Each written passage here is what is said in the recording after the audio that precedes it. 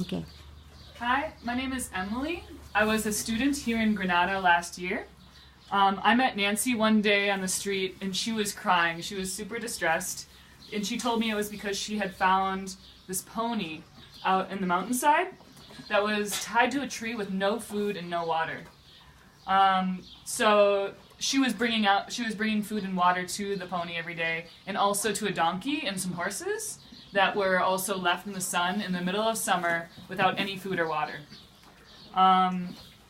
It was really difficult to bring water up there because there was no road access. We had to hike with these huge tubs of water and this food to get the food and water to the pony and the donkey and the horses. So me and my friends helped her carry this water and this food to these animals because we were worried that they were going to die. Like, the Spanish summer is so hot, and if an animal is left in the sun with no water, I don't understand how they wouldn't die. It's a really dangerous situation. So we went out there to help her bring the food and water to the animals. We found this pony just tied to a tree, and there was no water, there was no food. We came up there multiple days. We came up there every day that week, and there was never any water or food. They just left it out in the sun. Like, it was really sad. And this pony was really skinny. It had sores all over its body. It was sick. It could barely move. And there was also, when we went farther into the land, we found a donkey that was inside this abandoned house. It was also in the sun, also without water or food. I had to like climb down. I had to jump down into this abandoned house, make my way around this donkey in order to get it water. But it was very difficult to even access this donkey to get it water or food. And then when we went farther into the land, we found some horses, and they were in this pen.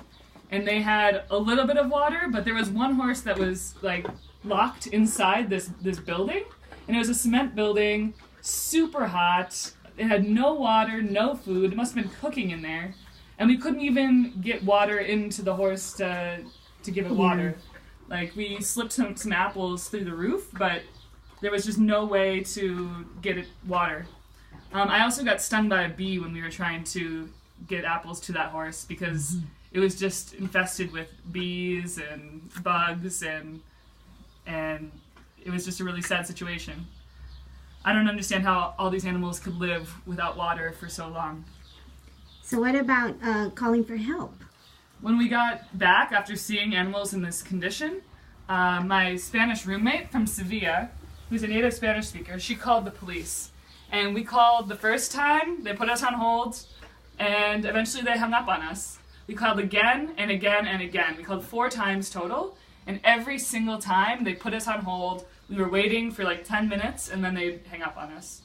And that just goes to show that this isn't important to them. They don't give importance to this issue. And it's like, there's animals dying out there. It's just cruel to let them die like that, to let them burn up in the sun with no water, and the fact that the police is not willing to help. They need to do something. If we call the police, we should be able to talk to somebody, not just be put on hold, not just hung up on multiple times. For most people, if they're hung up on so many times, they spend 40 minutes on the phone trying to talk to the police, they'll just give up, you know? And that's why situations like this happen. Well, what about her condition now? Now she's much healthier. She doesn't have any sores at all anymore. She is fat. She's happy. She's beautiful. You can just tell that she has personality. She has more life. The only thing is that her leg is dislocated. Look at that. And this happened right before Nancy got the horse. The gypsies dislocated her leg, and she can't even walk on it. She's like a 3-legged horse, basically. Yeah. Which is really sad. Well, we're going to try to do an operation, experimental. Yeah. Okay, well, thank you so much, Emily. Thank you. Okay, bye.